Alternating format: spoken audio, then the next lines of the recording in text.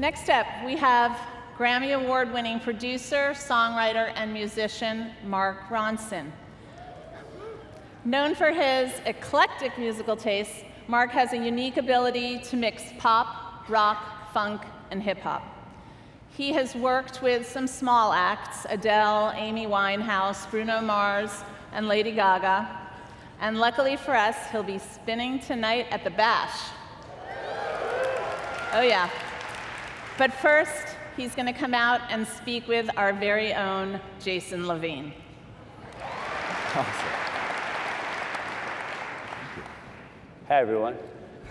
Hi, Mark.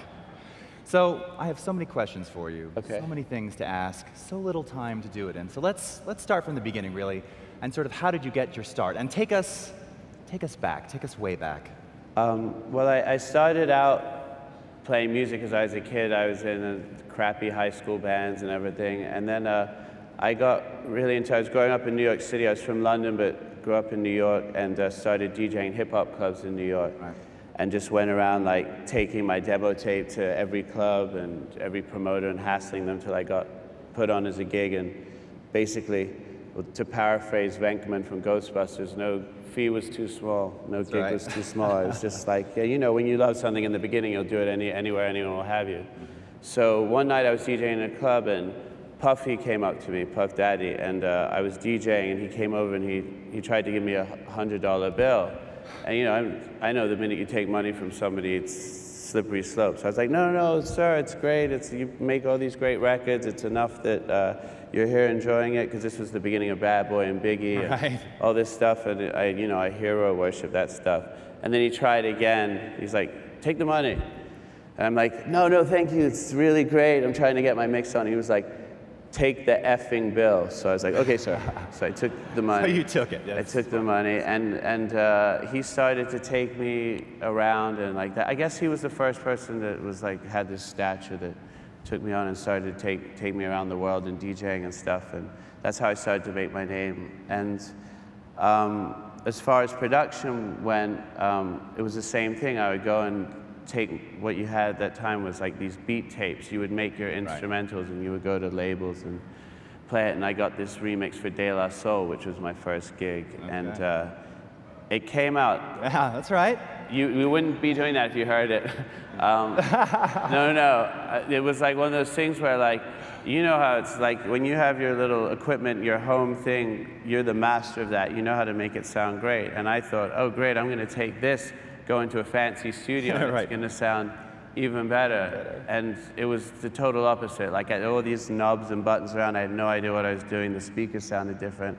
And I remember hearing it in the room of this record company guy, Tommy Boy, and just wanting to cry and like throw myself out the window. Right. Yeah, it wasn't that dramatic. But and then my first production real gig was an album for this amazing singer named Nika Costa, and that was my feather, like a feather. Yeah. And that was my first. That was the first time someone gave me a shot to produce a whole album. Right. So now, just in terms of production and sort of engineering, who were your sort of biggest influences? Because I know you have kind of a vast array of musical knowledge and appreciation. Yeah, I guess my heroes at that time, because I was like, I had a drum machine. I was very much into like making beats. It wasn't so much I didn't know about recording a whole band and musicianship and arranging till a bit later. But it was people like Q-Tip and the RZA, DJ Premier, and obviously I loved Quincy Jones and George Martin, the great heroes. But the people that felt a bit more attainable, like that was maybe some of those guys. Right. I think when you're starting out, you're borrowing all these influences from these things that affect you, and you try and you hope that you combine it in a way that it becomes your own. Right. Like, it's like Play-Doh, but you want to combine the colors, and as long as it just doesn't make the brown one that nobody likes, but you hope that it becomes this, fuses into this thing that's sort of your own, and like people don't go like, oh, I see, he took this, he likes this, but you get your own voice there. Right. Now, Anne mentioned some of the very small artists you've worked with: Adele, Bruno Mars, of course, Paul McCartney, Yeah. Wainwright. They're going to be big one day. Yeah, right. Yeah, right. They're going to be huge. Promise. So they say. How do you decide who to work with? Well, first of all, I've been incredibly fortunate to meet some of those people like Adele and Amy Winehouse before they were massive superstars. So that's definitely something. And I think that, I mean, obviously there has to be some talent and something in what they do, but there's a million talented singers. Usually what happens is it's just a bit of a gut feeling when you sit and you meet with somebody for the first time and you engage in a conversation. You're like, I could do something with this person. Or there's a bit of a spark, and then you're talking, and then suddenly you catch fire, and you're talking about all these music and things that turn each other on. But, like, I mean, when I met Adele, she was 18, like... Hey, this was pre-19, right? Yeah, yeah. And she was chain-smoking Marlboro Lights, watching Jerry Springer. She looked like any teenager, like, sitting in a thing with her feet up. And I went in, and I was so surprised by her. She was so sure already about the kind of record that she was going to make, and she played me this demo of this song, Cold Shoulder, and she's like, I want you to do this one. And I was kind of feeling myself, because maybe I was a bit bigger than she was at the time. I was like, all right, well, is there anything else you want to play me? She's like, no, it's just this one. And I was like, oh, that's cool. Very confident, yeah. Same thing with when I first met Bruno Mars, you know, like, I went to meet him, and I knew a couple of songs he had done from his first record. But I just sat down and I asked him, I was like, what kind of record would you see us doing, or what do you want to make? Because I think that's the best question you can ask someone when you first sit down, like, what would you like to make? What do you see your record sounding like? And he was like, I don't know, but I just want it to sound like whatever the opposite of people think that you and me making a record would sound like. And I loved that right away. I was like, this is a smart kid, and and he just kind of had the fire in his eyes. Amy Winehouse was like the same thing. She just started talking about these 60s records and these influences and things that she loved, and I instantly wanted to make something that would like impress her and like turn her on. And so I guess that's how some of these things have started. And it's really listening to what they want too. I mean, that's something that I think is kind of infused in all the productions you're doing. Right? I think so. You're really there to serve the purpose of the artist, to make that song feel like the most super bionic version of that song, or that their vocal. Because you know, when an artist or a singer goes in, no matter how great they might be or how many times you've seen them on TV belting out a song, when they go into that booth about to record, they're in the most sort of insecure, vulnerable place that they'll ever be in. So it's your job to just make them feel like they can do anything. And then also not push them too far to the brink of, like, you know, the voice cracks, or something that just like destroys their confidence, and then the session's kind of like a wash for. So yeah, that's what it is. It's never about like me putting my own stamp on it, or like, hey, let's put some Uptown Funk horns on everything. It's just like whatever's really appropriate for that artist and that song. I think a lot of the classic producers implemented that same style too. Tom Dowd, right? He'd listen in the room and kind of understand what they were going for without having them say anything. Just listen to the sound they were creating, and then just try and repeat that back on tape, or in this case, digitally. Yeah, I agree with that. And Quincy Jones as well is like always talks about like he never had a sound, and like you sort of just need to be open to anything when it comes to inspiration and that sort of stuff. And like, you know, whether you're religious or not, or whatever you believe in, like I love Quincy's quote, like, you always got to leave a little space in the room for God to come in, because you really don't know what's going to happen. Yeah. Now, do you have any dream collaborators? Like anyone that, I mean, you've worked with so many. Anyone that you really, really long to work with now? I think there's plenty of people who I love that I've never worked with, of course. So that's Kendrick Lamar, Radiohead, whatever. But I don't get too caught up in like, oh, I hope that happens, because I feel like all the really good creative things that have happened to me have been by just kind of coincidence or organically, or things coming together. So like, I'm not sure that if ever I was just like sitting by the phone, like, is Kendrick gonna call today? Like, and even if we did get in the studio, if it didn't happen in an organic way, I'm not sure how great it would be. So, you know, I try not to say it out loud. Now it just sounds like I've just made like a whole 30-second ad for like Kendrick Lamar, please call me. But that's the other danger of it. But yeah. Yeah. Now, well, so that begs kind of an interesting question too. Do you hear records and you think, I could have done that better, or oh, I would have done it this way, or I wish they would have done something like that? I think a really good barometer of whether I love a record or not is if, like, the minute I hear it, you're just like so jealous and you're like, damn, I wish I did that, or like, I can't believe I didn't think of that, or they beat me to it, or whatever. Right. Yeah, sometimes I can't help listen to music without being like, oh, I wonder what mic they used on the snare drum, or like, I could never listen to music during, we'll say, romantic times, right? Because I think you geek out a little on what's happening in the background. I wouldn't be able to concentrate. I'd be like, the drummer's not keeping time. There's like, they should have, I don't know, done that vocal. It's not in her right register. So yeah, I do. The brain is sort of always on, but I think that that's also the good thing, because when you're sort of a creative, you always have to be like a little bit switched on, because you don't know at what point, if it's as like cliche as the shower, walking down the street, or hearing a song like in the post office, what's gonna like trigger something and be like, oh yeah, like, you know, the light bulb moment. Yeah. Now that kind of leads into the next one, which is sort of about your creative process. Now obviously, again, in the earlier days when you're doing really more DJ style, drum and bass style, you know, just beat style, is there a particular way that you sort of begin a song? Is it, you know, you start with, I mean, I know it obviously changes depending on the artist and the mood, but melody more, beat more, lyric more? I think that, like I said, like you just have to be open for wherever it might come, because it's really I wish I was John Lennon, just sit at a piano and just the songs of just pour out. Life would pour out. But I like, inspiration is a little bit more of a rare treasured thing for me, so that's why you're sort of open to it anywhere. It could be like you know, I remember hearing interviews that Lou Reed would just walk around museums and just eavesdrop in people's conversations to, like, that was how he'd start a song lyric. For me, it could be scrolling through like a cool synthesizer and coming across a sound patch where there's just like this cool key that sounds like a cat being lost in space, and you're just like, oh, that would be an interesting start to a song. Most synthesizers do sound like cats lost in space. If you think about it, it's like, what does that sound like? There it is, right? Yeah, well,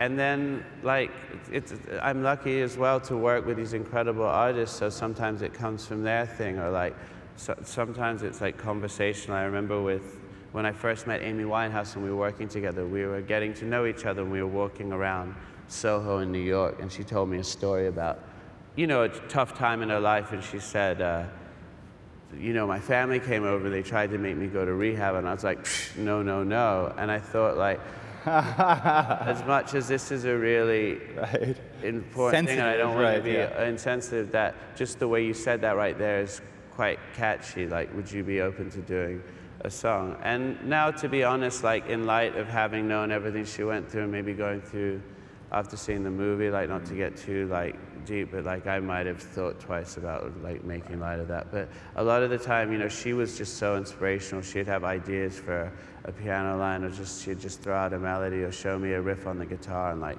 songs would just roll from there. Yeah.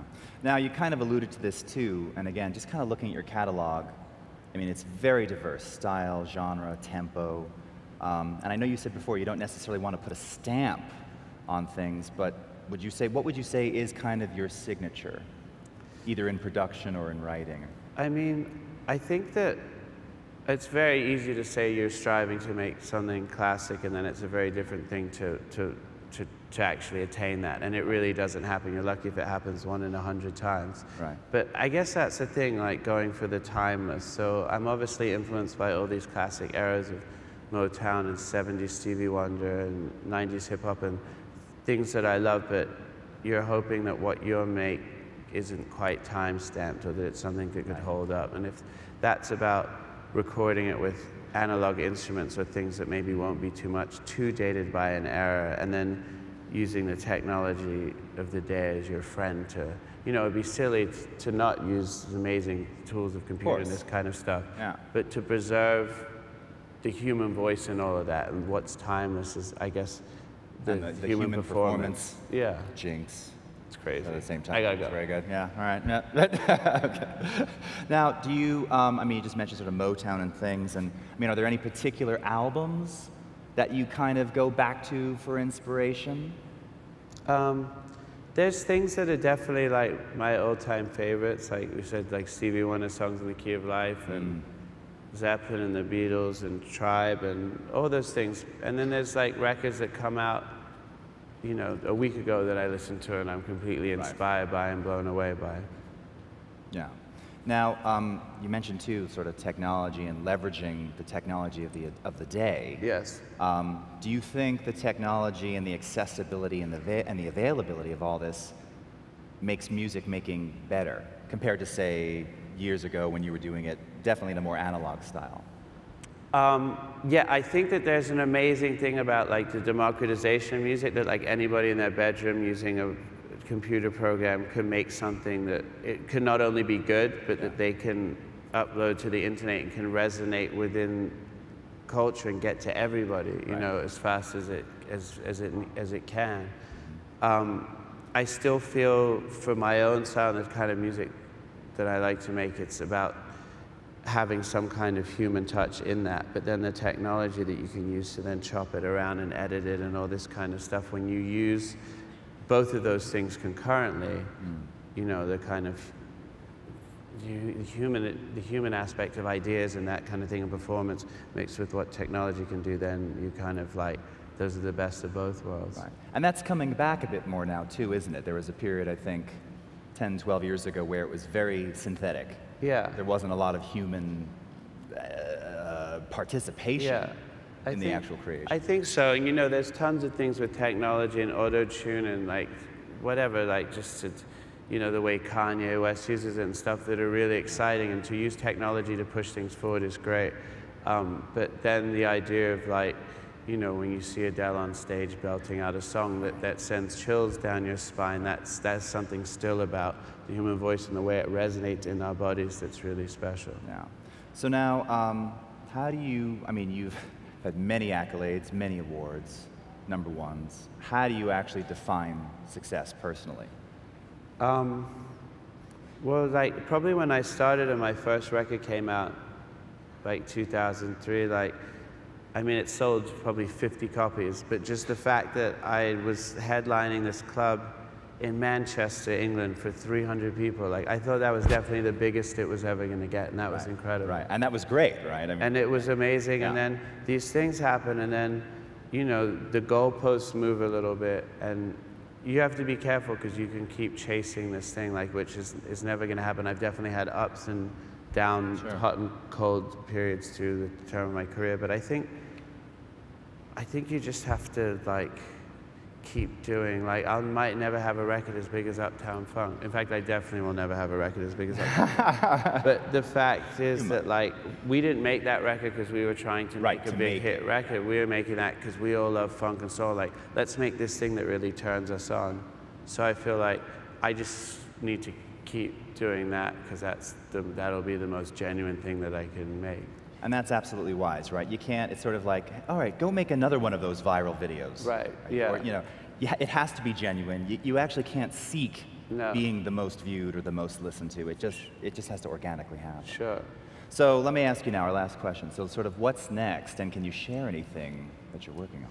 Yeah, well, you know, one of the things about like being, you know, producing and making records and like music is, let's say it's like a young man's game, but it's definitely like, it's something about youth and the culture that makes it exciting. So, you know, I'm not going to be that guy forever. So I started this label and production company to, like, you know, foster the next generation of talent and kind of mentor, like people did that for me. Right. And then I'm working on some records. So I'm working on a project with Diplo, who's a good friend of mine, who we've never made music together, so we're doing something together. Kevin Parker from Tame Impala, one of my favorite bands, and yeah, just I'm always making music because I'm lucky to be around really inspiring, creative people. Always creating, right? That's really the theme of Max. Just create all the time. I think so, yeah. Yeah. All right. Well, Mark, it has been an absolute pleasure. I know everyone is completely psyched to hear you spin tonight at the Max Bash. Thank you. Yes. So again, thank you so much. It's been an absolute pleasure, honor, just to have you sitting here chatting with us. And we can't wait to hear what's next, and we can't wait to hear what you're going to do tonight. And thanks again. Mark Ronson, everybody. Thank you so much. Mark Ronson. Thank you. Thanks, man.